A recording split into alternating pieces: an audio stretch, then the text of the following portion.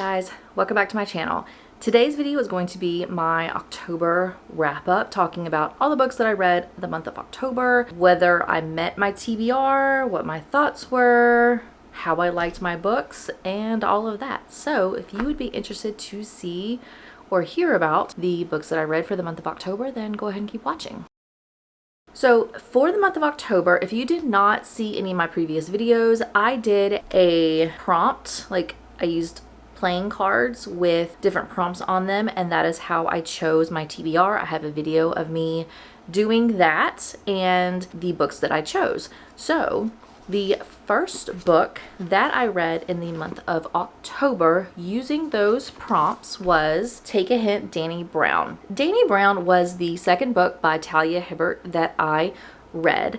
This book was about Dani and what is his name? Zafir, and they are co-workers that they have to fake date essentially because a viral video is taken of them that makes it look like they are in love and that they're dating, and so they want to kind of keep up the charade for different reasons. And so this is the book of Dani and Zafir, and this book I chose because of the prompt that was pick a book with a yellow cover, which clearly satisfies that prompt. So in this book, I ended up giving it a 4 stars. I think I gave Get a Life, Chloe Brown. I think I rated that 4 stars as well. It was really good. I enjoyed the back and forth because this has Dani's point of view and Zafir's point of view, which I absolutely love it when romance books have those back and forth POVs. This also is the fake dating trope, which I really like. It's just a very cute book. It does deal with some mental health things, so that was also a really good thing that I enjoyed reading about. So yeah, this was definitely good. I have one more of the Brown sisters that I need to read. I do not have that book yet, so I can't tell you what it's called, but I do plan on reading that in the future. The next book that I read for the month of October was Malibu Rising by Taylor Jenkins Reid. This will be the third book by Taylor Jenkins Reid that I have read.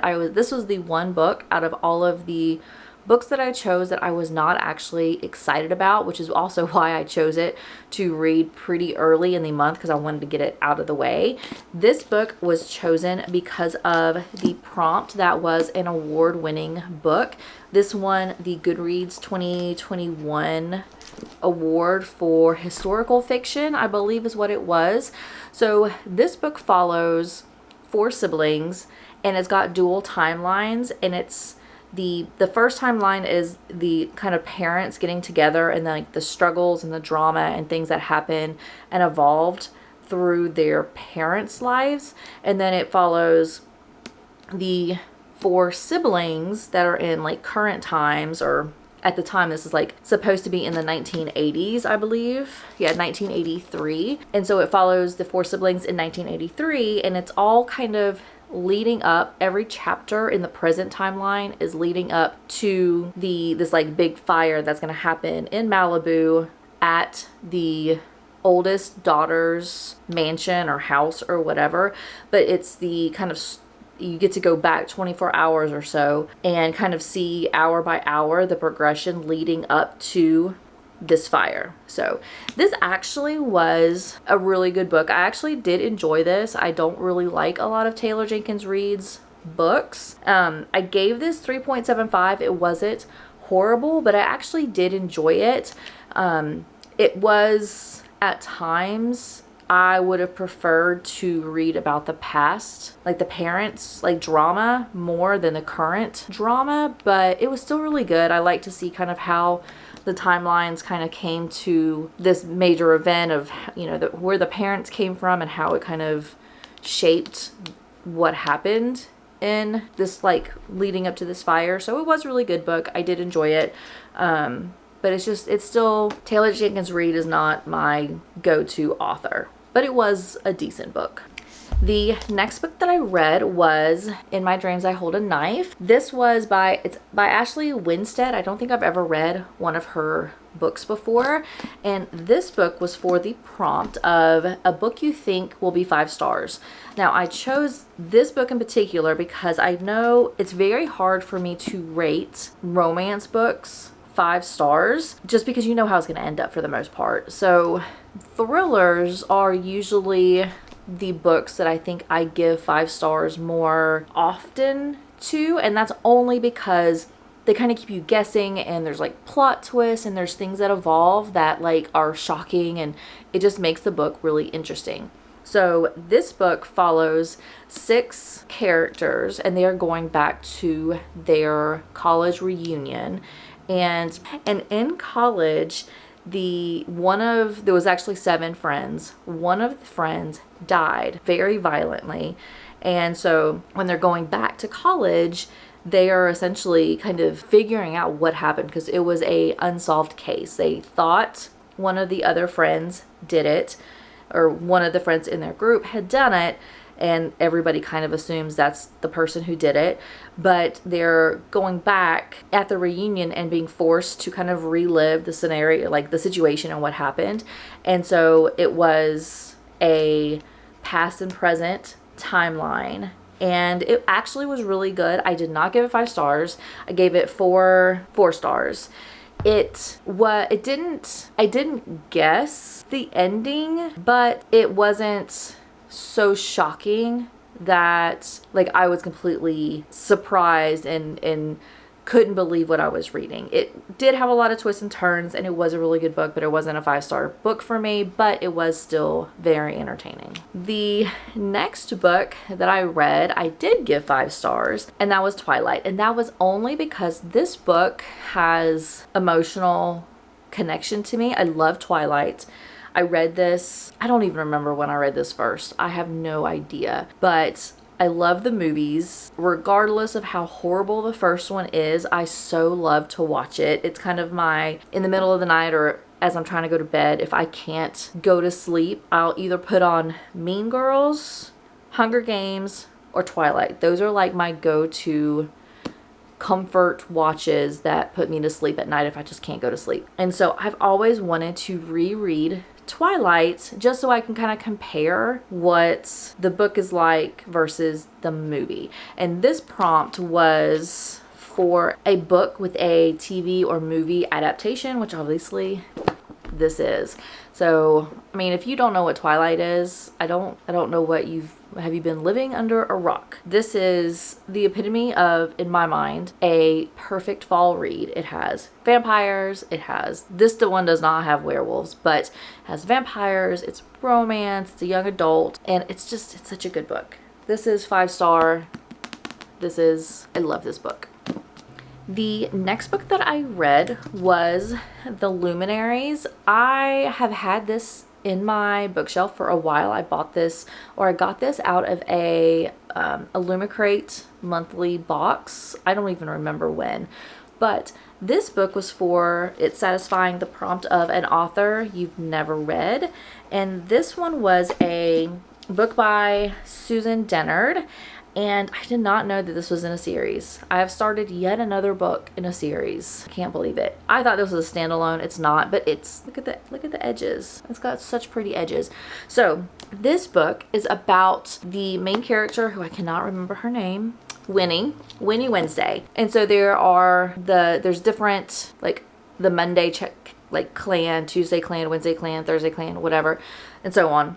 And they are kind of tasked with every night, each, clan, they have hunters that will go out and kind of hunt down nightmares that occur. So they all happen like in a forest, and so their job is to hunt down the vampire or the nightmares before they kind of get into the town and all of that. So it's following Winnie. She is a outcast because of something that happened with her parents. The entire family basically got shunned, and so she's still in the Wednesday clan, but she's not a hunter. She's like a second-class citizen. Everybody kind of avoids her. But when on the month of her 16th birthday, in this, the Hunter's Codex basically says that every 16-year-old, the month of their birthday, they can go through these trials to become a hunter, and there's no caveat that outcasts cannot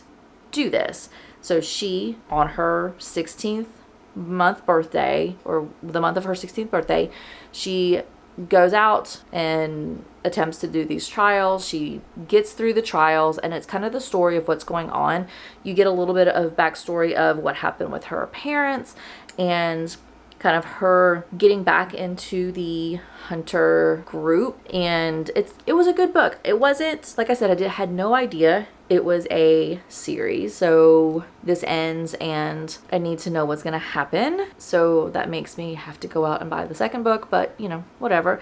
But this was good. It was a 3.5 stars.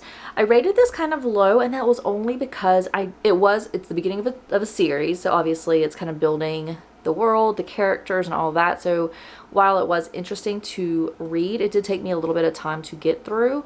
But I'm hoping that the second book really picks up, because now that you have like the story and the world building and all of that, you kind of can jump more into the actual story and see what's going on. So this was a good book. Like I said, it had been on my bookshelf for a while, and this little prompt made sure that I was able to read it. So that's a good thing. The next book that I read was Cinder, yet again, book 1 of another series. I can't with this. So this book was picked because it is a book with a one-word title. And so this book is basically a kind of a spin on Cinderella. And so Cinder is a cyborg mechanic. She lives with her stepmother and her 2 stepsisters. And because she's a cyborg and she's adopted, she's kind of looked down upon on their, the sisters and stepmother don't really like her. She inadvertently befriends the prince who becomes king within the book. And the story kind of evolves about this really deadly plague that people are catching, and there's no antidote. It's killing all these different people. And so the king is kind of figuring out what to do, how to save his people. Cinder is the king, prince/king, doesn't know she's a cyborg, and so she's trying to keep that a secret. And there's just a lot that kind of go on within this book. It was really good.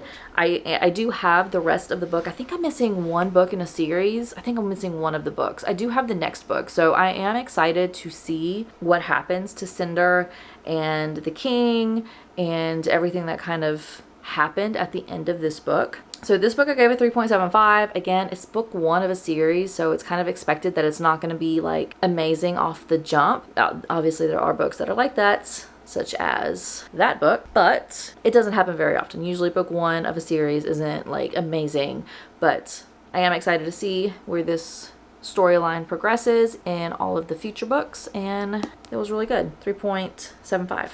The next book that I read was The Love Hypothesis. This is by Ali Hazelwood. I have not read her book before, but I have been very excited to read this. This was a book because of the prompt, a popular book. I know The Love Hypothesis, Love Theoretically, all of those are very popular books that a lot of people read, and so I decided I wanted to choose this book for that prompt. This book follows Adam and Olive, and she kind of inadvertently starts fake dating Adam, who is a professor at a college. She is a PhD candidate, not in like his office or his like department, so they're able to kind of fake date. And she fake dates him to kind of make her friend wants to date Olive's ex-boyfriend, which Olive is perfectly fine with, but because of girl code, her friend doesn't want to because she's afraid that Olive still likes him. And so she decides to fake date to prove that she is over her ex-boyfriend so that her friend can finally date him, which is what she really wants. And so they're doing this fake dating thing, and this does not have dual point of views, which I wish it did, because I would love to see Adam's perspective. You do kind of get Adam's perspective by the things that he says. Like, he says things that Olive assumes he means something else completely different than what he's actually intending, what he's purposely saying. So she thinks it one way. She doesn't think that Adam likes her at all. He's only doing this, you know, as a favor. There's no like relationship that he likes, or she doesn't think that he likes her. So it's fake dating. It's got, you know, kind of the forced proximity a little bit in this, and it was really good. I really did like Adam, and he was such a good character. I really did enjoy this. I gave this 4.75. This one probably might have been a 5-star if it had the dual point of views, because I really wanted to see what Adam was thinking, but it was really good. I do have a couple more Allie Hazelwood books, so I am excited to see how her storyline is in other books. And then the last book that I have not finished, and I'm not going to finish in October. There's no way. So this is Kingdom of Ash. This is the last book in the Throne of Glass series, and I am only on page 64 of 980 pages. I'm hoping I can finish this in November, but this is a big old book, and my goal for Throne of Glass was to finish this series by the end of the year, because I wanted to pick up ACOTAR. I also wanted to pick up Shatter Me series and some other series that I wanted to read, but I knew I didn't want to read while I was reading Throne of Glass. So this I will finish by the end of the year. Hopefully I can finish it by November, but I don't know. But this book is a book that satisfies the over 500 pages prompt. So this, I am only on 7%. It's not like I have, today is October, what is today? October 29th. I have 2 days left in October. There's no way I'm going to be able to read this. I work full time. I have things that are going on. There's no way I can crank out a 980 page book in 2 days. I wish I could. I wish I could sit and devour this, but I can't. But I am excited to see kind of how this storyline wraps up, how things kind of fix themselves, and what happens to all of these characters, because there is a ton of characters in Throne of Glass. So I am excited. So that is all of the books that I read or are currently reading for the month of October.